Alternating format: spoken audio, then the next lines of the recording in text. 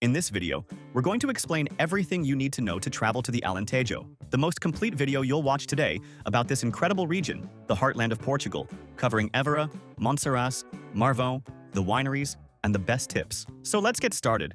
The Alentejo is the soul of Portugal. It's the country's largest region, a vast area of golden plains, ancient olive trees, and cork trees. It's a place for slow travel, famous for its medieval hilltop towns, its spectacular wines, and one of the best and most generous cuisines in the world. But before we talk about the destinations, let's get to the most important logistics. When is the best time to visit the Alentejo? This is the most important tip. The Alentejo is the hottest region in Portugal. We strongly recommend avoiding the months of July and August. It's summer, and the heat in the Alentejo interior is extreme and dry. Temperatures easily pass 40 degrees Celsius, making it impossible to walk around the towns. The best times by far are spring, from April to June, when the fields are green and covered in wildflowers, and fall, from September to October, when the weather is still warm and it's the grape harvest season. And how many days to stay in the Alentejo? The Alentejo is a slow travel destination.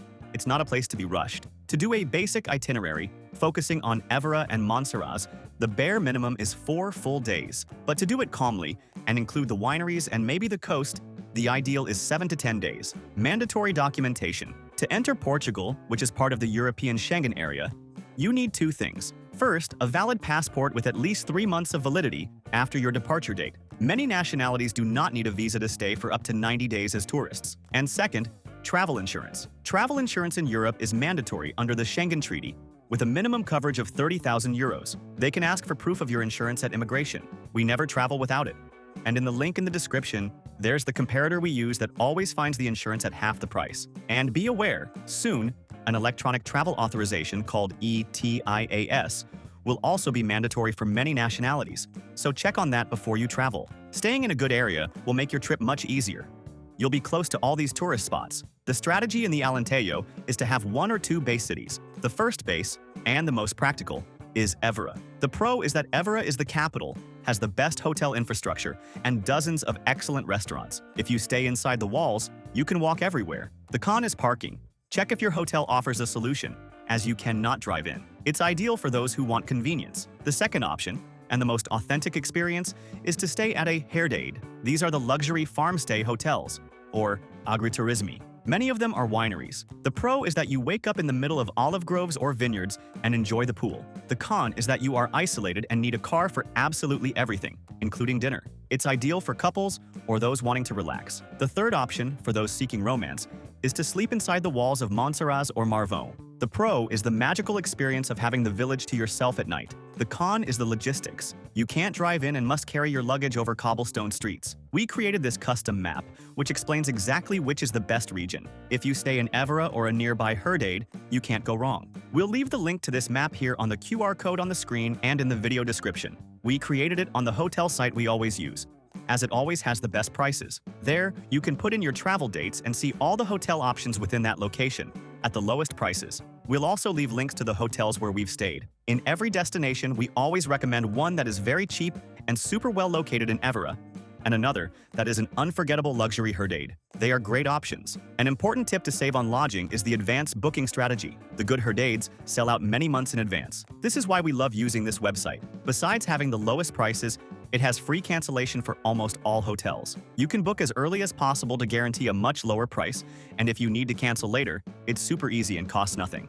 And remember that in the link below, we always organize everything you need to plan your entire trip for the best price. The sites we use to plan our trips and that have everything much cheaper: international travel eSIM, travel insurance at half price, tickets for all the attractions we mentioned, the good and cheap hotels we've stayed at, the car rental comparator which is essential for the Alentejo, and the global account to carry euros paying much lower fees. And the links already contain automatic discounts, as we are always updating them. So save this page to your favorites and use it when planning. It will make your trip much easier and save you a lot of money. Now let's talk about transportation. How to get around the Alentejo? To get there, the best logistic is to fly into Lisbon Airport, LIS. To get around the region, renting a car is mandatory. It is practically impossible to explore the Alentejo properly without a car. The most beautiful towns, hilltop villages, wineries, and wild beaches are not accessible by train or bus. Our recommended logistic is: don't rent the car in Lisbon. Take the train or bus from Rede Expressos, from Lisbon to Évora. The journey takes 1.5 hours and is very easy. Spend your first days in Évora on foot. On the day you're ready to explore the rest of the region, rent the car in Évora. You will need it to go to Monsaraz, Marvão, the wine route, and the Costa Vicentina. The roads in the Alentejo are beautiful, straight, and empty. For those renting, the most important tip is to book in advance online using a price comparator. It's always much cheaper, and you guarantee your vehicle, as they sell out in summer. We'll leave the link to the comparator we use in the description. Now, for the main regions and attractions. First region, Évora is a museum city, a UNESCO World Heritage Site surrounded by walls. The #1 attraction is the Roman Temple, known as the Temple of Diana. It's an incredibly well-preserved Roman temple from the 1st century. It's at the highest point of the city. The logistic is to walk. The visit is free. The second attraction in Évora is the Chapel of Bones, Capela dos Ossos. It's located inside the Church of São Francisco. It's a small chapel, but its walls and pillars are entirely covered with over 5,000 human bones and skulls. The ticket for the chapel and museum costs about €6. Set aside 30 minutes. The third attraction is the Évora Cathedral. It's a beautiful medieval cathedral. The golden tip is to pay the ticket of about €4 to climb up to the rooftop. The view of the Alentejo Plains is spectacular. Second region, Alceva Lake and medieval villages. The fourth attraction, and in our opinion the most beautiful village in Portugal, is Montserrat. It's a tiny, whitewashed medieval village on top of a hill, surrounded by walls. The logistic is that you need a car. It's about a 1-hour drive from Évora. You must park outside the walls. The attraction is free. The view from the castle is breathtaking. You see the Alceva Lake, the largest artificial lake in Europe, and the border with Spain. The fifth attraction is Marvão.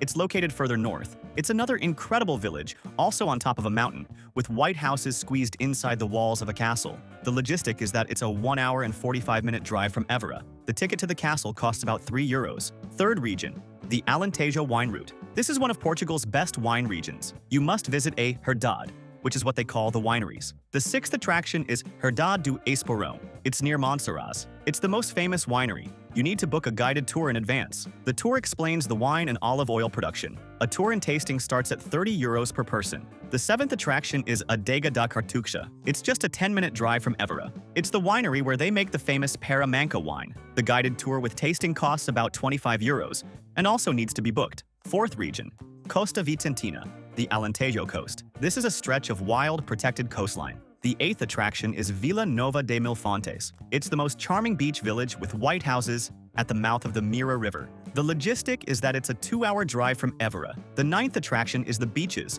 like Praia da Zambujeira do Mar and Praia do Malhão. They are wild beaches with cliffs, the opposite of the bustling Algarve. An important tip that will save you time and money is to buy tickets for attractions and tours in advance. Buying on the spot is always more expensive, and the most famous tourist spots like the tastings at the large herdades, like Esporão, need to be booked weeks in advance. We'll leave the link on the QR code on the screen and in the description to the site where we always buy tickets and tours for the best price. It's the largest tour site in the world and has practically everything there. Tickets for wine tours at Herdade do Esporão or Cartuxa, boat trips on the Alceva Lake, and guided tours in Évora, all at the best price, and you can buy in any currency, saving on fees. And they have free tours that are great, like walking tours of Évora's historic center. Let's talk shopping. The Alentejo is the world capital of cork. You'll see the peeled cork trees all along the roads. The most famous purchase is cork products, bags, wallets, shoes, and hats. Évora has dozens of specialty shops. The second obvious purchase is wine. Buy directly from the herdades you visit. The third is hand-painted ceramics, especially from São Pedro do Corval, which is the largest pottery center in the country, very close to Monsaraz. And of course, bring back olive oil and local cheeses. And the tax-free tip applies. The tax in Portugal, VAT, is 23%. You can request a refund on purchases over €50. And for those who are new here to the channel, welcome. Our mission is to help you travel more and better around the world. If you're enjoying it, subscribe to the channel and like the video. It helps us a lot. Speaking of gastronomy, the food of the Alentejo is, in our opinion, the best and most authentic in Portugal. It's farm food, hearty, rustic, and full of flavor. The main ingredient is porco preto, or Iberian black pork. You have to try the hams, the sausages, and dishes like carne de porco a Alentejan, which is fried pork with clams. The other classic dishes are atsordas and migas. They are poor dishes, made to use up old bread. Atsorda a Alentejan is a bread soup with garlic, cilantro, olive oil, and a poached egg on top. For restaurant suggestions, starting with the cheap ones. In Évora, Tasca Típica o Enguia is a tiny local spot for petiscos, tapas. A tapas dinner there costs about €25 per person. Also cheap in Évora, Taberna Tipica Quarta-feira. It's a no-menu restaurant where the owner serves what he has. An incredible, cheap experience. About 30 euros per person. For an expensive and classic experience, go to Fialo in Évora. It's an institution. It's expensive. Expect to spend over 60 euros per person, but it's flawless. You must book. And for absolute luxury, the Herdade do Esperon restaurant. It has a Michelin star and a view of the vineyards. The tasting menu costs over 100 euros per person. And how much does it cost to eat in the Alentejo? It's paradise. It's much cheaper than Lisbon or the Algarve. A full Big Mac combo costs about 7 euros. The golden tip is to look for the Prato do Dia, dish of the day, at lunchtime. For 10 to 12 euros, you get a starter, main, drink, dessert, and coffee. A full dinner at a mid-range restaurant will be around 30 euros per person. And the tip? Service is not included. It's not mandatory, but it's very kind and expected to leave about 10%. What about nightlife? The nightlife in the Alentejo is very, very quiet. There is no nightlife. The plan is to have a long dinner, starting at 8 or 9 p.m., drink good wine, and then go back to your hotel or Herdade. In Évora, the Praça do Giraldo has some bars and cafes that stay open later.